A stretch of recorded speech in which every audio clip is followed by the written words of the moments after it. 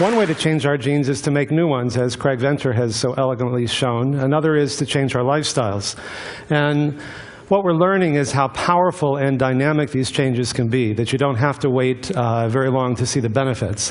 When you eat healthier, manage stress, exercise, and love more, your brain actually gets more blood flow and more oxygen.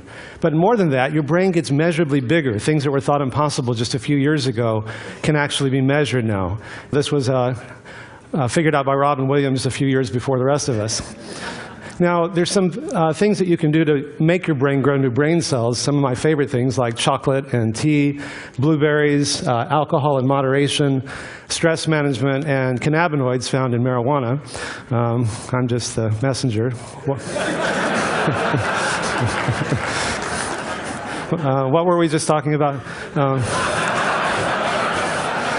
And other things that can make it worse. It can cause you to lose brain cells, the usual suspects like saturated fat and sugar, nicotine, opiates, cocaine, too much alcohol, and chronic stress. Your skin gets more blood flow when you change your lifestyle, so you age less quickly. Your skin doesn't wrinkle as much. Your heart gets more blood flow. We've shown that you can actually reverse heart disease, that these clogged arteries that you see in the upper left, after only a year, become measurably less clogged. And the cardiac PET scan shown in the lower left, the blue means no blood flow. A year later, orange and white is maximal blood flow. We've shown you may be able to stop or reverse the progression of early prostate cancer, by extension breast cancer, simply by making these changes. We found that tumor growth in vitro was inhibited 70% in the group that made these changes, whereas only 9% in the comparison group. These differences were highly significant.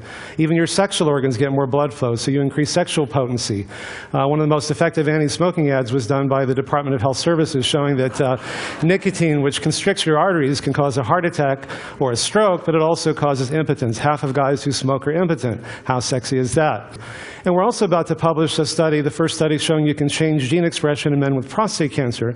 This is what's called a heat map, and the different colors, and along the side on the right are different genes.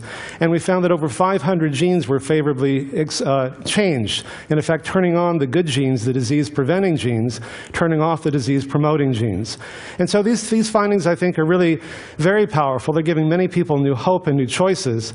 And companies like Navigenics and DNA Direct and 23andMe that are giving you your genetic profiles are getting some people a sense of, gosh, well, what can I do about it?